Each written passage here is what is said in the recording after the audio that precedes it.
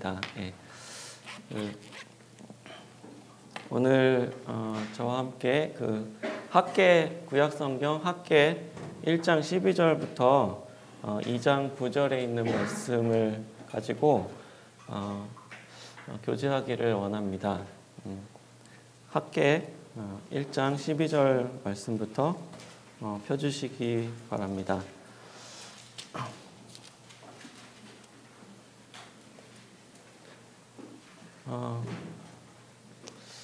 최근에 이제 우리가 이제 연말 연초를 이제 보내고 있는데요.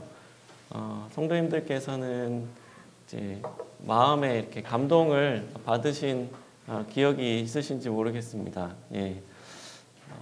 저희가 이제 가족들이 미국 2주 동안 여행을 지금 하고 있는데요. 워싱턴 이제 교회에 참석해서 함께 예배드리고 또 성도님들께서 저희들 참 반가워해 주시고 반겨주시고 섬김을 넘치도록 해주셔서 저희들 마음 가운데 참 감동이 있습니다. 예. 너무 감사드리고 감동스러운 그런 여행이라고 생각이 드는데 우리 이 감동을 주고받을 수 있다는 것은 우리 사람에게 있어서 굉장히 중요하지 않나라는 생각을 하게 됩니다.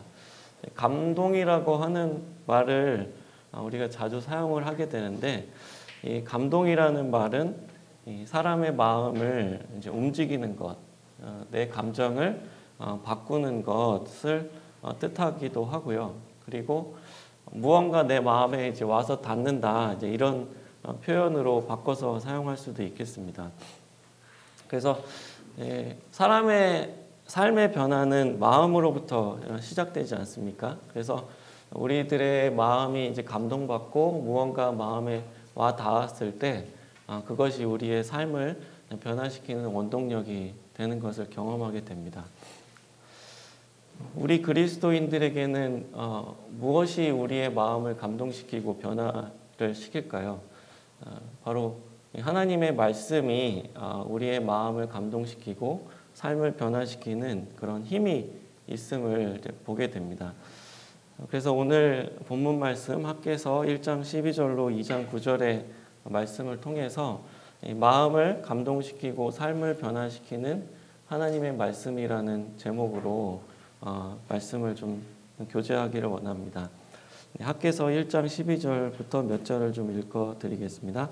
스알디알의 아들 스룹바벨과 여호사닥의 아들 대제사장 여호수아와 남은 모든 백성이 그들의 하나님 여호와의 목소리와 선지자 학개의 말을 들었으니 이는 그들의 하나님 여호와께서 그를 보내셨음이라.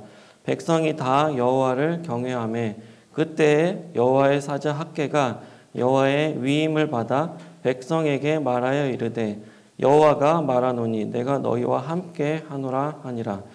여호와께서 스알디알의 아들 유다 총독 스룹바벨의 마음과 여호사닥의 아들 대제사장 여호수아의 마음과 남은 모든 백성의 마음을 감동시키시매 그들이 와서 만군의 여호와 그들의 하나님의 전 공사를 하였으니 그때는 다리오 왕 제2년 여섯째 달 24일이었더라. 네. 우리들의 마음을 감동시키고 삶을 변화시키는 하나님의 말씀이라는 주제로 첫 번째로 말씀드리고자 하는 부분은 하나님의 위임을 받아 전해진 말씀이 우리를 감동시킨다라는 부분입니다. 이 학개서가 쓰여진 이제 상황을 보면은 지금 이스라엘 백성들이 우상 숭배를 하다가 하나님의 징벌을 받아서 이제 바벨론에 의해서 멸망이 되고 이 성전이 이제 무너진 상태였습니다. 그리고 나서 세월이 많이 지나서 이제 제국이 바뀌고 이제 페르시아 제국이 되었는데 하나님께서 그 예레미야를 통해서 예언하신 대로 70년 만에 너희들이 고토로 옛날 땅으로 돌아와서 포로에서 해방돼서 옛날 땅으로 돌아가서 하나님의 성전을 다시 재건할 것이다 라는 그런 예언에 따라서 그들이 이제 옛날 고토로 돌아오게 되었습니다. 그렇게 돌아오고 난 다음에 그들이 무너진 황폐한 땅 위에 이 성전 지대를 놓게 되었는데, 그때 이제 성전 재건하는 과정이 순탄치가 않았죠.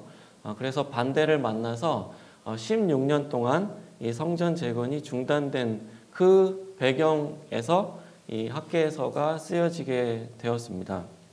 그래서 학개 1장 말씀에도 보면은 학개가 이 16년 동안 이 성전 재건이 중단된 상황에서 백성들을 다시 불러일으키고 너희들이 이 땅에 온 목적이 성전을 재건하기 위함이 아니냐라고 하면서 우선순위를 재정립할 것을 촉구하는 말씀을 하십니다. 1장 그 7절 말씀을 좀 보시면 만군의 여호와가 말하노니 너희는 자기 행위를 살필지어다. 너희는 산에 올라가서 나무를 가져다가 성전을 건축하라. 그리하면 내가 그것으로 말미암아 기뻐하고 또 영광을 얻으리라. 여호와가 말하였느니라. 그리고 11절에 보시면 내가 이 땅과 산과 곡물과 새 포도주와 기름과 땅의 모든 소산과 사람과 가축과 손으로 수고한 모든 일에 한제를 들게 하였느니라. 이렇게 이제 말씀을 하시면서 그들이 지금 이렇게 형편이 좋지 못하고 하나님께서 그들에게 이렇게 타격을 가하신 이유가 바로 이런 성전을 재건하는 일을 그들이 등한히 했기 때문임을 상기시켜 주셨고요. 그리고 여기 그 9절 말씀에도 보시면 너희가 많은 것을 바랐으나 도리어 적었고 너희가 그것을 집으로 가져갔으나 내가 불어 버렸느니라. 나 만군의 여호와가 말하노라. 이것이 무슨 까닭이냐? 내 집은 황폐하였을 때 너희는 각각 자기 집을 짓기 위하여 빨랐음이라. 예. 그들이 이제 성전이 재건이 멈추게 되자 그들은 이런 생존하기 위해서 자신의 이런 생존을 위해서 더 우선순위를 세상적인 필요를 채우는데 더 우선하고 있음을 하나님께서 지적을 하고 계신 부분을 볼 수가 있습니다. 이러한 상황에서 학개가 그들에게 하나님 말씀을 전함으로써 그들을 돌이키게 하고 마음을 감동시키는 것을 우리가 학개에서 오늘 살펴보고 있는 본문에서 알 수가 있습니다. 다시 오늘 본문으로 이제 돌아가 보시면 그 12절 말씀을 다시 보시면은 그들의 하나님 여호와의 목소리와 선지자 학개의 말을 들었으니라고 되어 있습니다. 여기 이제 보시면 그들이 이 하나님의 목소리와 선지자 학개의 말을 들었다고 했는데 이 말을 우리가 어떻게 이해를 해야 될까요? 이 말은 그들이 하나님의 말씀과 이 학개의 말을 따로따로 들었다는 그런 뜻이 아닐 것입니다.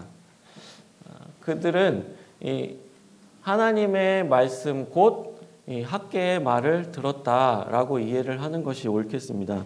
왜냐하면은 그 13절 말씀에도 보시면 학개가 여호와의 위임을 받아서 말했다라고 하는 표현이 있거든요.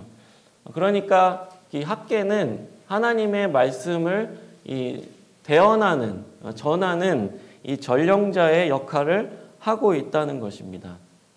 이 역사 드라마나 영화를 보면 이런 전령자들이 이제 많이 등장을 하지 않습니까? 그들이 왕의 이런 명을 전달하는 전령자의 역할을 합니다. 그래서 그들이 어명이요 이렇게 외치면서 이제 왕의 명령을 전달을 할 때 사람들이 어떻게 반응합니까? 그 왕의 명령을 전하는 그 사람 앞에 이제 큰 절을 하는 것들을 보게 되죠. 왜 사람들이 그 사람 전령자 앞에 큰 절을 할까요?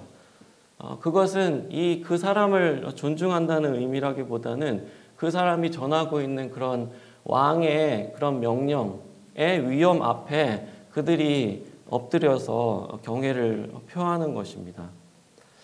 마찬가지로 여기서도 이 학개가 전하는 말 앞에 이 백성들이 12절 말씀 후반절에 보면 그 백성이 다 여호와를 경외하매라고 말씀하고 있습니다. 자, 우리의 마음을 감동시키고 우리의 삶을 변화시키는 것은 이제 하나님의 말씀인데, 이 말씀은 어떻게 전해집니까? 하나님의 위임을 받은 이 설교자들을 통해서 이 하나님의 말씀이 전달이 된다는 것입니다. 성도님들은 가끔 그런 생각 해보신 적 있습니까? 하나님께서 하늘에서 뭔가 직접 나에게 목소리를 들려주셔서 말씀을 좀 들려주시면 내가 의심 없이 받아들일 수 있을 텐데, 그런 생각은 해보신 적이 있는지 모르겠습니다. 근데 또 다르게 생각해 보면 우리에게 이 하나님의 말씀을 풀어서, 알기 쉽게 풀어서 전달해 주는 이런 설교자가 있다는 것은 우리에게 큰 축복이고 은혜라고 생각이 됩니다. 과거에 그 출애굽 시기에도 보면 그 이스라엘 백성들에게 하나님께서 십계명을 주시지 않았습니까? 그 십계명을 전달할 때 백성들이 뭐라고 고백했냐면 이렇게 고백했습니다. 뭇 백성이 우레와 번개와 나팔 소리와 산의 연기를 본지라 그들이 볼 때 떨며 멀리 서서 모세에게 이르되 당신이 우리에게 말씀하소서 우리가 들으리이다. 하나님이 우리와 말씀하지 말게 하옵소서 우리가 죽을까 하나이다. 예. 그래서 이것이 우리들의 동일한 심정 아니겠습니까? 하나님께서 하늘에서 무언가 목소리를 들려주셨을 때 우리는 거기에 대해서 만일 잘 이해하지 못한다고 한들 우리가 하나님의 두려움 앞에 질문을 한다든지 다르게 설명해 달라고 요청을 드린다든지 할 수가 없을 것입니다. 우리는 그 말씀 앞에 바로 죽을지도 모르기 때문이죠.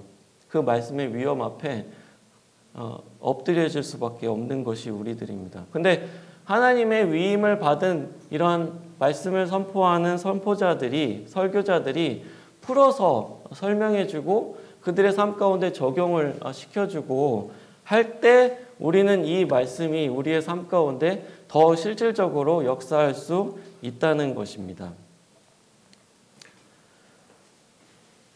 여기서 우리가 조금 주의해야 될 부분이 있습니다. 왜냐하면 문제가 발생할 여지가 있거든요.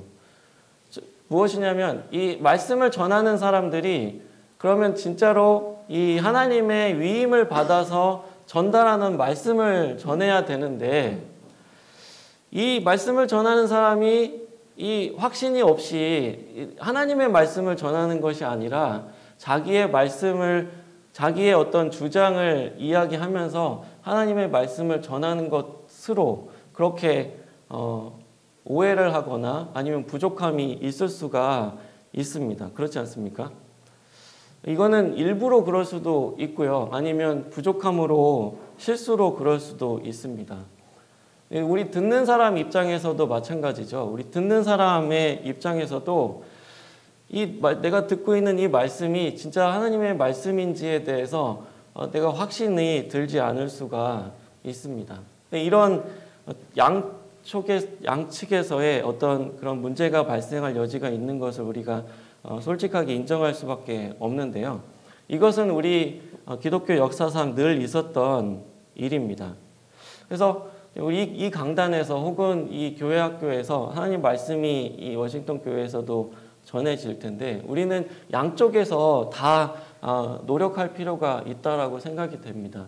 말씀을 전하는 사람 입장에서도 내가 진짜 하나님의 말씀을 받아서 위임을 받아서 전하는 사람이라는 그런 생각을 품어야 되는 것이죠. 여기에 어떠한 나의 생각이 오염이 되어서는 안 될 것이고, 하나님 말씀을 인용한다고 해서 다 하나님의 말씀을 전하는 것은 아닐 것입니다. 하나님의 말씀을 그 권위를 내가 빌어서 나의 주장을 하려고 해서도 안 될 것이죠. 그래서 우리는 정말 설교를 할 때 아니면 말씀을 교제할 때 두렵고 떨리는 마음으로 늘 겸손하게 나는 정말로 하나님의 말씀을 전하고 있는가, 나는 하나님의 위임을 받아서 전하는 설교자인가를 돌아볼 필요가 있겠고요. 듣는 사람 편에서도 마찬가지일 것입니다. 때로는 이 강단에서 내가 뭔가 좀 그렇지 않습니까? 좀 좋아하는 스타일의 설교가 있을 수 있고, 혹은 좀 잘 나와는 좀 맞지 않는 신앙 노선이 잘 맞지 않는다든지, 아니면 스타일이 나에게 좀 맞지 않는다라고 생각이 드는 설교자가 말씀을 전할 수도 있을 텐데, 적어도 이 강단에서 전달되는 그런 말씀에 대해서는 하나님께서 나에게 이것은 사람의 말이 아니라 하나님의 말씀이다라는 그러한 생각으로 정말로 무게감을 가지고 신중하게 그 말씀을 받아 내가 삶 가운데 적용하려는 그러한 마음도 필요할 것이다라고 생각이 됩니다. 그래서 정말로 하나님의 위임을 받아서 전달되는 그런 하나님의 말씀이 우리를 감동시키고 우리의 삶을 변화시킨다라는 부분을 우리가 마음에 새겼으면 좋겠습니다. 두 번째로 말씀을 드리고자 하는 것은 우리의 삶을 변화시키고 마음을 감동시키는 하나님의 말씀은 하나님이 우리와 함께 하신다는 그것을 확신케 하는 그런 말씀이라는 것입니다. 자, 13절 말씀을 다시 한번 보겠습니다. 1장 13절입니다. 그때 여호와의 사자 학개가 여호와의 위임을 받아 백성에게 말하여 이르되 여호와가 말하노니 내가 너희와 함께 하노라 하니라. 네. 2장 4절에도 보시겠습니다. 2장 4절에도 보시면 그러나 여호와가 이르노라 스룹바벨아 스스로 굳세게 할지어다 여호사닥의 아들 대제사장 여호수아야 스스로 굳세게 할지어다 여호와의 말이니라. 이 땅 모든 백성아 스스로 굳세게 하여 일할지어다 내가 너희와 함께 하노라 만군의 여호와의 말이니라. 네. 이 하나님께서 우리와 함께 하신다는 말씀이 우리를 감동시키고 우리를 변화시킵니다. 이 하나님께서 우리와 함께 하신다는 이러한 주제는 두려워하지 말라라고 하는 하나님의 그런 위로와 밀접하게 연관이 되어 있습니다. 2장 5절 말씀에도 보시겠습니다. 2장 5절 너희가 애굽에서 나올 때 내가 너희와 언약한 말과 나의 영이 계속하여 너희 가운데 머물러 있나니 너희는 뭐라고요? 두려워하지 말지어다 이렇게 말씀하고 있습니다. 지금 성전지대가 놓여진 지 이미 16년 동안 성전 건축이 진행되지 못하고 이제 시간이 흘러버렸습니다. 이러한 시간 가운데서 그 백성들은 자기 살 길을 찾기 시작했습니다. 사람들은 좋은 집, 자기의 삶을 보호할 수 있는 좋은 집을 만들기 시작했고요. 그들은 많이 심기를 바랬지만 그들은 많이 거두지를 못하였습니다. 우리 아까 읽은 대로 1장 9절 말씀에 있는 것처럼 하나님께서 불어버리셨고요. 11절에 있는 것처럼 그들에게 한재가 재앙이 들게 하셨다라고 말씀을 하고 계십니다. 이러한 모든 상황들 가운데서 하나님께서는 백성들의 시선을 하나님께로 돌리게 하셨던 것입니다. 그들은 아마 깨달았을 겁니다. 우리가 이렇게 좋은 집을 만들어서 생존하기를 위해서 애썼고 많이 거두기 위해서 정말 노력하고 우리가 참 치열하게 살고 있지 않습니까? 직장생활, 사업에서 우리가 살아남기 위해서, 학교에서 살아남기 위해서 치열하게 그렇게 수고하고 애쓰지만 이 모든 것들이 다 나의 소유가 아니구나. 하나님께서 불어버리시면 불려지는 거구나. 이거는 내가 소유할 수 있는 것이 아니고 내가 관리할 수 있는 게 아니라 모든 것은 다 하나님의 주권 가운데 있는 것이구나. 내가 나를 바라보면 나를 바라보고 내 안을 바라보면 결핍과 불평과 불만족이 생겨나게 되어 있습니다. 그런데 우리가 우리의 시선을 하나님께로 돌리게 되면 두려움이 사라진다라는 것입니다. 이들에게는 지금 두려움이 있었을 것입니다. 우리가 그 바벨론에서 그 페르시아에서 포로로 풀려나서 좋은 마음을 가지고 이 고토로 돌아와서 이 성전을 지으려고 노력했지만 반대를 만나서 16년 동안이나 일이 진행되지 못하고 있습니다. 그래서 그들은 생계를 위해서 애썼지만 그것조차도 녹록지가 않았습니다. 대체 우리는 여기서 무엇을 할 수가 있는가?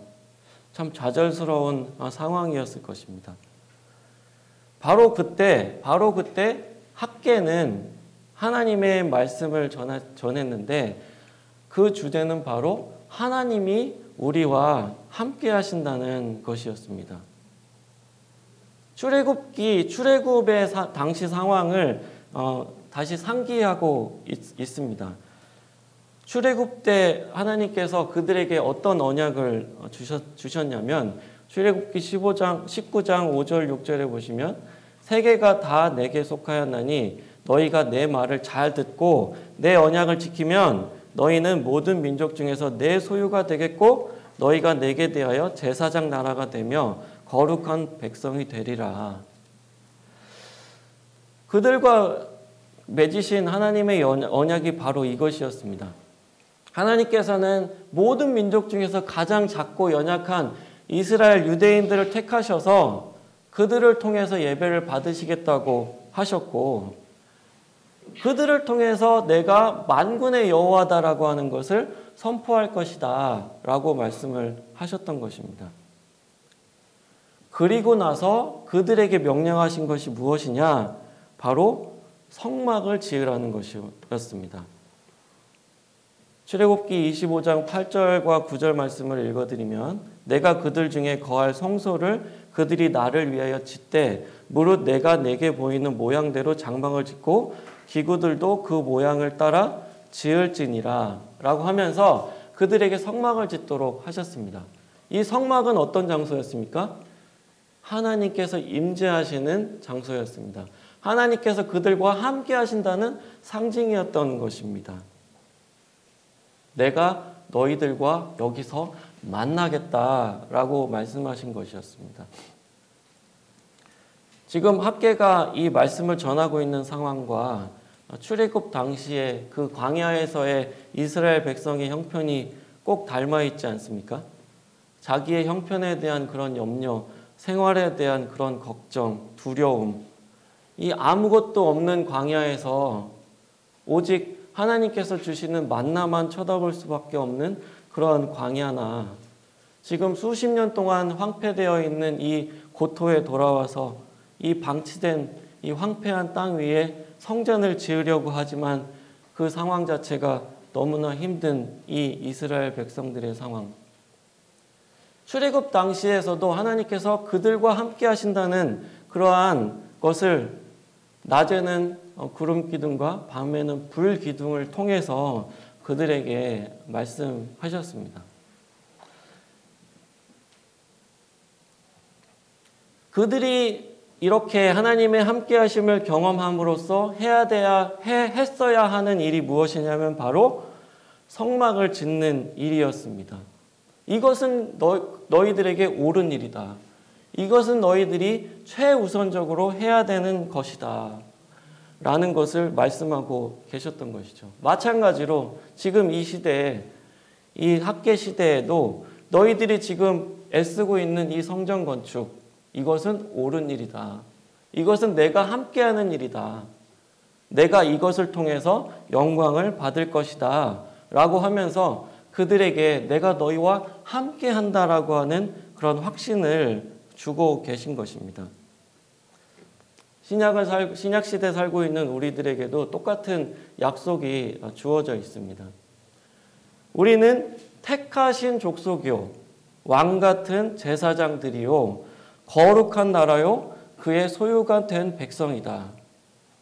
그래서 우리는 여느 세상 사람들이 자아를 성취하고 내 품위를 유지하면서 그렇게 살기 위한 목적으로 사는 사람이 아니라 하나님의 형상대로 지음받은 우리가 우리를 통해서 하나님을 예배하고 하나님의 영광을 드러내는 목적으로 우리는 사는 사람들입니다. 그런 목적으로 우리는 이 교회를 세우고 이 교회를 위해서, 이 복음을 위해서 사는 사람들이다. 이것을 하는 것은 너희들에게 옳은 일이다. 내가 이런 일을 하는 너희들과 함께 할 것이다. 내가 너희에게 분부한 모든 것을 가르쳐 지키게 하라. 볼지어다 내가 세상 끝날까지 너희와 항상 함께 하리라라고 주님께서 우리에게 약속을 하셨습니다. 이 하나님께서 우리와 함께 하신다고 하는 것은 우리에게 하나님을 위해서 이런 일들을 하기 위한 지혜와 능력과 물질을 공급하시겠다는 그런 뜻일 것입니다.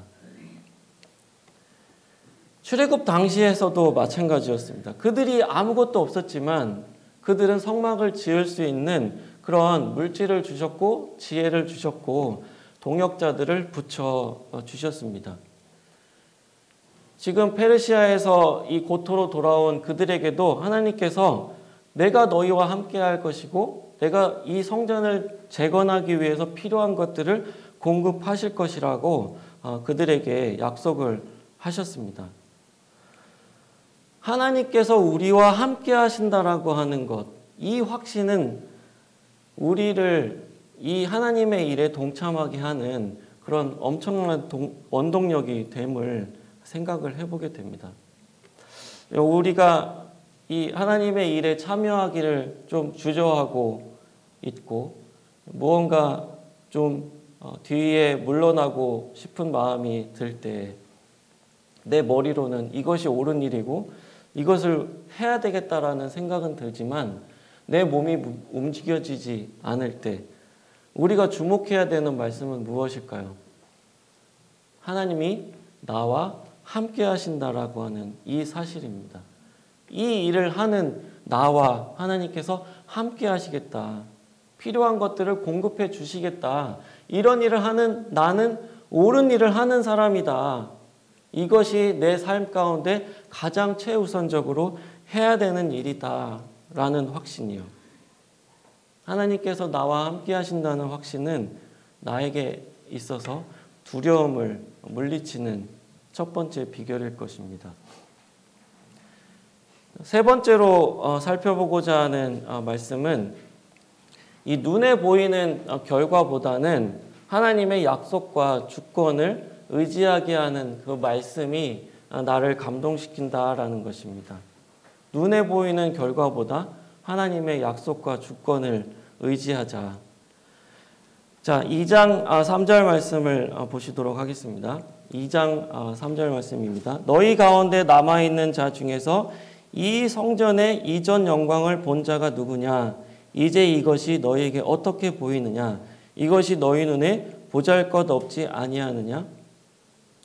6절 말씀도 보시겠습니다. 만군의 여호와가 이같이 말하노라. 조금 있으면 내가 하늘과 땅과 바다와 육지를 진동시킬 것이요 또한 모든 나라를 진동시킬 것이며 모든 나라의 보배가 이르리니 내가 이 성전의 영광이 충만하게 하리라. 만군의 여호와의 말이니라.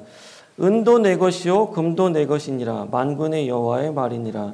이 성전의 나중 영광이 이전 영광보다 크리라. 만군의 여호와의 말이니라. 내가 이곳에 평강을 주리라.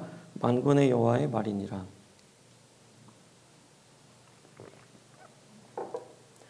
이 성전 그 재건축의 과업을 수행하고 있는 이 이스라엘 백성들이 부딪힌 또 하나의 장애물은 무엇이냐면 내가 지금 하던 일이 너무 초라해 보인다는 것입니다.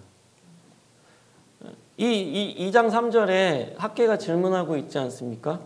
이것이 너무 너희들의 눈에 보잘것없지 아니하냐? 그 당시에 이스라엘 백성들이 공감하고 있었던 그런 생각이었습니다. 우리가 지금 하고 있는 일 너무 보잘것없다, 초라하다, 형편없다. 예, 맞습니다. 그럴 것입니다. 과거에 비교 대상이 있지 않습니까? 솔로몬 성전이요. 그 솔로몬 성전의 그 화려함과 웅장함과 그 값비싼 재료들로 그 왕궁의 모든 그런 재력과 행정력이 총동원돼서 지어진 솔로몬 성전과 비교할 바가 아니었을 것입니다. 그 당시에는 그 당시에 최고의 솔로몬 당시에는 최고의 재료였던 백향목을 수입해다가 지을 정도였고요. 금으로 많은 부분 사용돼서 굉장히 값비싸게 그렇게 지어졌었습니다. 그런데 지금 이 성전 재건축, 이 학계 시대의 성전 재건축은 어떻게 아까 1장 말씀 읽었지 않습니까? 그들은 산에 가서 나무를 해다가 성전을 지어야 했던 그런 형편이었습니다. 비교할 바가 아닌 것이죠. 그래서 이 에스라서의 이 동일한 배경에서 쓰여진 에스라서에서 보면은 솔로몬의 성전의 이전 영광을 본 자들이 대성통곡했다라는 그런 말씀이 있습니다. 이 솔로몬의 그 영광을 본 사람이 봤을 때 너무 참 한탄할 일이라는 것이죠. 대체 우리가 이 정도 하려고 이 고생을 하느냐, 우리가 여기서 이렇게 수고하고 애쓰는 이 결과물이 고작 이것이냐, 우리가 이거를 하려고 지금 우리 삶을 이렇게 다 포기하고 있어야 되는 거냐. 하나님께서 함께 하신다면서요. 크신 하나님께서 우리와 함께 하신다는데 대체 우리가 이 정도 하려고 하는 겁니까? 차라리 이렇게 할 거면 안 하는만 못하지 않습니까? 여러 가지 말들이 터져 나올 법한 상황이었습니다. 근데 하나님께서는 눈에 보이는 결과보다 하나님의 약속과 주권을 의지하게 하는 말씀을 전하고 있습니다. 하나님께서는 성막에서도 예배를 받으셨습니다. 그렇죠? 그리고 하나님께서는 그 화려한 솔로몬 성전에서도 예배를 받으셨습니다. 심지어는 성막이 없을 때에도 그 돌단에서도 하나님께서는 예배를 받으셨습니다. 그러니까 우리가 무언가 좋다, 무언가 화려하다, 무언가 열매가 많다, 이런 것들은 다 우리의 기준이라는 것이죠. 하나님께서는 어디에서든 예배를 받으실 수가 있고 섬김을 받으실 수 있고 열매를 거두실 수가 있다는 것입니다. 하나님께서는 학계를 통해서 그들을 격려하셨습니다. 이전 영광, 그것보다도 훨씬 더 뛰어난 영광을 내가 나중에 너희들을 통해서 이루실 것이다. 이 성전, 장차 이 성전에 하나님의 영광이 충만할 것이다. 은도 내 것이고 금도 내 것이다. 하나님께서 하시고자 하시면 얼마든지 하실 것이라는 것이죠. 그러니 너희들이 지금 가지고 있는 데에서 최선을 다하면 그것으로 족하다라는 것입니다. 우리 사람들은 우리는 눈에 보이는 그런 결과에 주목하기 쉽지 않습니까? 그 결과의 크기에 따라서 우리 마음이 좀 좌우가 되는 것이 솔직한 고백입니다. 기왕이면 우리가 예산도 좀 많았으면 좋겠고 동역자들도 좀 많아서 더 큰 일도 좀 했으면 좋겠고 내가 주관하는 모임에 좀 참석자도 많았으면 좋겠고 내가 SNS에 뭔가 글을 올리든지 뭘 했으면 거기에 대해서 조회수도 많았으면 좋겠고 공감도 많이 받았으면 좋겠고 이런 마음이 드는 것이 우리들입니다. 반면에 내가 지금 하고 있는 일이 존재감도 없고 뭔가 사람들의 주목도 받지 못하고 참여하는 사람도 별로 없고 이러면 하나님께서 여기에 함께 하시지 않는다. 하나님께서 인정하지 않으실 거다. 이렇게 쉽게 판단하기도 합니다. 그런데 오병이어의 기적을 기억하시지 않습니까? 그때도 보시면 여기 한 아이가 있어 보리떡 5개와 물고기 2마리를 가지고 있나이다. 그러나 그것이 이 많은 사람들에게 얼마나 되겠사옵나이까. 라는 게 그들의 고백이었습니다. 내가 가진 것, 이거 가지고 대체 뭘 할 수 있을까요? 그런데 주님께서는 그 물고기 5개와 보리떡 5개와 물고기 2마리를 가지고 엄청난 일을 이루신 것을 우리가 알고 있습니다. 내 손에 들린 이 보잘것없는 작은 것이 하나님의 크신 손에 들려지게 될 때 하나님께서는 하나님의 영광을 드러내신다는 것이죠. 지금 이 학개 2장 말씀이 전해진 날짜를 보시면 2장 1절에 보시면 7째 달 곧 그 달 21일에 이 말씀이 선포됐다고 하시지 않습니까? 그런데 이 날은 절묘하게도 솔로몬 성전이 봉헌된 날과 동일한 날입니다. 그러니까 솔로몬 그들이 지금 비교하고 있지 않습니까? 이전 성전의 영광에 우리는 너무 초라하다라고 비교하고 있는데 사실 그 솔로몬 성전이 봉헌될 때 솔로몬이 그 봉헌 기도를 올리지 않습니까? 올릴 때 어떻게 기도했냐면 솔로몬은 이렇게 말하지 않았습니다. 하나님, 우리가 하는 일 정말 엄청나지 않습니까? 우리는 이렇게 화려한 이 성전을 하나님을 위해서 지었습니다. 하나님의 영광이 오시기에 너무나 적합합니다. 하나님 이제 오시옵소서. 이렇게 고백하지 않았습니다. 그는 어떻게 고백했습니까? 하늘과 하늘들의 하늘이라도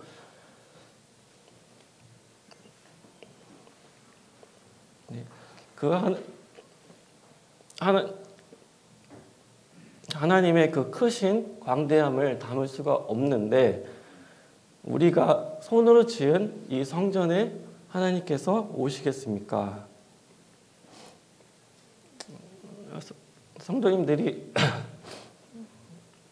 지금 하시는 일들이 보잘것없고 초라해 보이실 수도 있을 것 같습니다.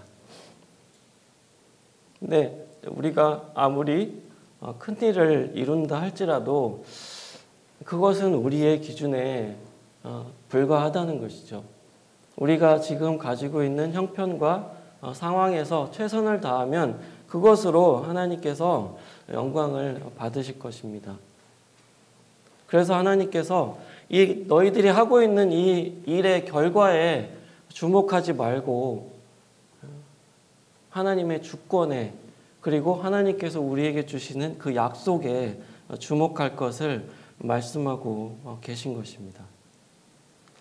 내가 내 손에 들린 이 작은 것 하나님 손에 들려지게 될 때 여러분들이 지금 이곳에서 애쓰고 계신 것들 어떻게 보면 내가 여기서 무엇을 할 수 있을까 라고 생각이 들 수도 있으시겠지만 내가 이 교회 구성원으로 이 교회를 지키고자 하는 그 신실하게 애쓰시는 그런 노력들 아무도 알아주지 않는 그런 골방에서 드린 그런 기도들 작은 섬김과 구제와 헌금과 이 모든 것들이 절대 헛되지 않고 하찮지 않다는 것입니다. 쓸모없지 않다는 것입니다. 고린도전서 15장 58절에 있는 대로 우리의 모든 수고는 하나님께서 다 기억하시고 절대 헛되지 않게 하실 것이라는 그런 약속을 우리가 의지하게 됩니다. 우리에게는 정말 하나님의 말씀이 필요합니다. 하나님의 말씀을 통해서 우리의 마음을 감동시키시고 우리의 삶을 변화시키는 그런 분이십니다. 이 말씀 속에서 우리는 하나님께서 나와 함께 하신다는 확신을 가질 수가 있습니다. 우리는 세상적이고 인간적인 그런 관점에서 결과를 평가하지 않고 오병이어의 기적을 일으키시는 하나님의 주권과 약속을 의지하고 인정하게 됩니다. 우리 잠깐 함께 기도하시겠습니다. 은혜로우신 아버지 하나님, 이 워싱턴 한인교회 하나님의 존귀하신 성도들 하나님께서 보시옵소서. 이들을 통해서 하나님께서 이루실 크신 일을 저희가 기대합니다. 저희들이 가진 능력은 너무나 미약하고 작지만 하나님은 너무나 크신 분이십니다. 저희들의 섬김과 하나님을 향한 마음들이 하나님의 손에 들려 쓰임 받기를 원하옵나이다. 이들에게 하나님께서 확신 주시고 또 믿음 주시고 또 비전을 허락하여 주시고 또 하나님께서 하시고자 하시는 일을 하기 위한 능력과 또 물질과 모든 것들을 공급하여 주셔서 이곳에서 하나님께서 뜻하신 것들을 이루시옵소서. 이 말씀을 허락하신 하나님의 그 주권과 영광의 찬양드리오며 우리 주 예수 그리스도의 이름으로 기도드렸습니다. 아멘. 감사합니다.